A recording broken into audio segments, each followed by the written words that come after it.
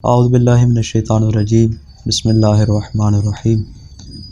نماز اور دیگر واجب عبادات کو انجام دینے کے لیے وضو نہایت ہی ضروری چیز ہے۔ اس کے علاوہ دیگر مستحبات اور نفلی عبادات کے لیے بھی وضو کو مستحب اور بہتر قرار دیا گیا ہے۔ وضو ایک نہایت ہی اہم مسئلہ ہے۔ روزانہ جب بھی ہم نماز پڑھتے ہیں اس کے لیے ہمیں وضو کی ضرورت پیش آتی ہے، لیکن ہم معاشرے میں اکثر لوگوں کو دیکھتے ہیں کہ وضو میں بہت زیادہ غلطیاں کرتے ہیں، اور بعض غلطیاں ایسی ہوتی ہیں کہ جو ان کے وضو کے باطل ہونے کا موجب ہوتی ہے، لیکن پھر بھی ان کو معلوم نہیں ہوتا۔ مثال کے طور پہ چہرے کو دھونے کا مسئلہ یا بازوں کو دھونے کا مسئلہ، یا ان کی تعداد میں مسئلہ کہ ایک بار دھونا ہے، 2 بار دھونا ہے، 3 بار دھونا ہے، اس کے حوالے سے لوگوں کو کوئی ایک مسائل پیش آتے ہیں۔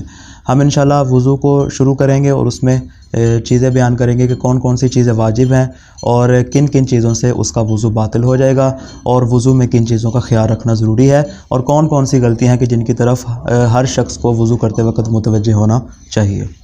تو شروع کرتے ہیں۔ وضو کی سب سے پہلے ہے نیت۔ وضو کرتا ہوں قربتاً اللہ کی نیت سے۔ وضو میں 4 چیزیں ضروری ہیں، یعنی 4 اعضاء کا دھونا ضروری ہے۔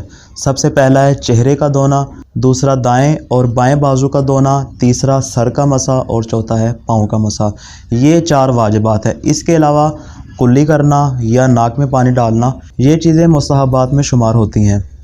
چلیے وضو کو شروع کرتے ہیں، اور میں اس کے متعلق جتنی بھی ہر اس کی جو چیزیں ہوں گی اس کے متعلق میں ساتھ ساتھ ہی اس کو بیان کرتا رہوں گا۔ سب سے پہلے ہے بنیادی چیز پانی کا استعمال۔ پانی کے استعمال میں جیسا کہ آج کل ٹوٹی پہ وضو کر رہے ہیں، بیسن پہ کھڑے ہیں وضو کر رہے ہیں، تو پانی چلتا جا رہا ہے اور وضو جو ہے وہ مکمل نہیں ہو پا رہا۔ یہ حقیقت میں اسراف ہے، اور اسراف کے متعلق بروز قیامت پوچھا جائے گا کہ کون سی چیز ہے کہ جن کو تم نے یوں بیکار اور بلا وجہ میں ضائع کیا۔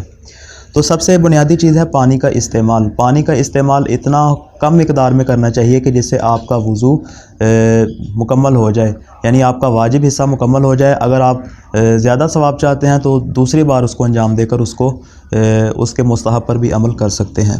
اگر تو آپ صرف واجبات کو انجام دے رہے ہیں تو آپ شروع نیت کرنے کے فوراً بعد ہی آپ اپنے چہرے پہ پانی ڈالیں گے۔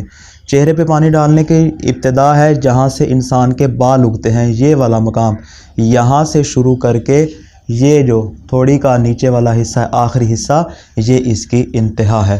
لمبائی میں چہرے کو اتنا دھونا واجب ہے، اور چوڑائی میں جتنی آپ کی ہتھیلی اس پورے چہرے کے اوپر آ جائے، جتنی چوڑائی میں آ جائے، یہ اتنا دھونا ضروری ہے۔ چہرے کو دھونے کا یہ مسئلہ، اس میں ایک اور چیز ہمارے سامنے آتی ہے کہ بعض افراد ایسے ہوتے ہیں کہ مثال کے طور پر جن کا چہرہ بڑا ہوتا ہے، ہاتھ چھوٹے ہوتے ہیں، یعنی متوسط لوگوں سے تھوڑا سا فرق ہوتا ہے، تو ان کے لیے حکم یہ ہے کہ وہ تصدیق کرنے کے لیے کہ ان کا پورا چہرہ دھلا ہے یا نہیں، تو ایک مرتبہ چہرے کو دھونے کے بعد اپنے ہاتھ کو دائیں جانب اور بائیں جانب پھیر لیں، تاکہ ان کو مکمل اطمینان ہو جائے کہ ان کا چہرہ مکمل طور پر دھل گیا ہے۔ اگر ان کو یقین حاصل نہیں ہوا تو اس صورت میں ان کو چہرہ دوبارہ دھونا پڑے گا، وضو ان کا صحیح شمار نہیں ہوگا۔ چہرے کو دھونا ایک مرتبہ واجب اور ضروری ہے۔ اگر آپ ایک مرتبہ دھونے کے بعد دوسری مرتبہ دھوئیں گے تو یہ مستحب ہے، سنت ہے۔ اگر آپ اس کو تیسری مرتبہ دھوئیں گے تو اس سے آپ کا وضو باطل ہو جائے گا۔ تو لہٰذا اس میں مد نظر رکھنا ضروری ہے کہ آپ اپنے چہرے کو کتنی تعداد میں دھوتے ہیں، یہ آپ کے وضو پہ منحصر ہے۔ چہرہ دھوتے ہوئے ایک چیز کا خیال رکھنا ضروری ہے، وہ یہ ہے کہ سر کے بال جہاں سے اگتے ہوں وہاں سے ابتدا کرنی ہے۔ اگر کسی شخص کے سر کے بال مثال کے طور پہ یہاں پہ موجود نہ ہو تو اسے دیکھنا چاہیے کہ عام لوگ کہاں تک اپنے چہرے کو دھوتے ہیں، اس کے مطابق اس کو اپنا چہرہ دھونا چاہیے۔ اس کے علاوہ مسئلہ آتا ہے داڑھی کا۔ داڑھی میں اگر تو داڑھی کے بال کے نیچے سے جلد نظر آتی ہے تو جلد تک پانی پہنچانا ضروری ہے، لیکن اگر داڑھی اتنی زیادہ گھنی ہو کہ اس کے نیچے سے جلد نظر نہ آ رہی ہو تو صرف بالوں کو دھونا کافی ہوگا، داڑھی کی جلد تک پانی پہنچانا ضروری نہیں ہے۔ چہرے کو دھونے کے بعد اگلا مسئلہ آتا ہے دائیں بازو کا دھونا۔ وضو میں ترتیب کا خیال رکھنا بہت ضروری ہے۔ آپ بائیں بازو کو دائیں بازو سے پہلے نہیں دھو سکتے، بلکہ پہلے دائیں بازو کو دھوئیں گے، اس کے بعد بائیں بازو کو دھوئیں گے۔ دائیں بازو کو اور بائیں بازو کو کہاں سے دھونا ہے، ابتدا کہاں سے ہے؟ ابتدا اس کی ہے کوہنی سے لے کے، کوہنی سے آپ نے شروع کرنا ہے اور انگلیوں کی انتہا تک۔ چونکہ یہ انگلی سب سے بڑی انگلی ہے تو یہ انگلی کا آخری سرا یہ درمیان والی انگلی بنے گی کہ یہاں تک جو ہے وہ مکمل طور پر اس کو دھویا جائے گا۔ اس طرح پانی ڈال کے یوں اس طرح ہاتھ پھیرا جائے گا۔ اگر تو آپ کے ہاتھوں پہ تری باقی ہے تو آپ دوسری جانب بھی اسی ہاتھ کو پھیر سکتے ہیں، لیکن اگر آپ کے ہاتھ خشک ہو چکے ہیں تو آپ پھر دوبارہ پانی لیں اور دوبارہ پانی لے کے اس کو اس انداز میں دھو لیں۔ یہ حکم مرد کے لیے ہے، یعنی مرد جو ہے وہ بازو کے باہر والے حصے سے پہلے دھوئے گا، جب دوسری مرتبہ پانی ڈالے گا تو اندرونی حصے سے دھوئے گا، لیکن عورت جو ابتدا کرے گی وہ پہلے اندرونی حصے سے ابتدا کرے گی، دوسری دفعہ جو پانی ڈالے گی وہ باہر والے حصے کو دھوئے گی۔ جس طریقہ کار کے مطابق دائیں بازو کو دھویا جائے گا اسی طریقے کے مطابق بائیں بازو کو بھی دھویا جائے گا، یعنی کوہنی سے ابتدا کر کے انگلیوں کے آخری سرے تک اس کو دھونا ضروری ہے۔ بازوؤں کو دھونے کے بعد مسئلہ آتا ہے سر کا مسح کرنے کا۔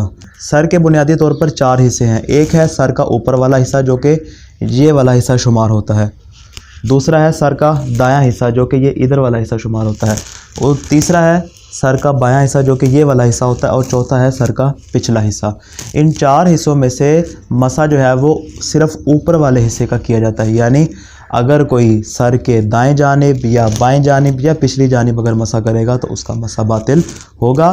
مسح ضروری ہے کہ سر کے اوپر والے حصے میں کیا جائے، اور اوپر والے حصے میں اگر بال زیادہ ہوں تو بہتر ہے کہ مانگ نکال لی جائے تاکہ پانی جو ہے وہ جلد تک پہنچ جائے۔ کیونکہ مانگ اس طرف ہے تو یہ اوپر والے حصے کا بالکل آخری حصہ ہے، تو یہاں پہ مسح کیا جائے گا۔ اب بات آتی ہے اس کی لمبائی اور چوڑائی میں، تو لمبائی میں کم سے کم 1 انگلی کے برابر جو ہے وہ مسح ہونا چاہیے، اور چوڑائی میں 3 ملی ہوئی انگلیوں کے برابر جو ہے وہ اس کی چوڑائی کم سے کم ہونی چاہیے۔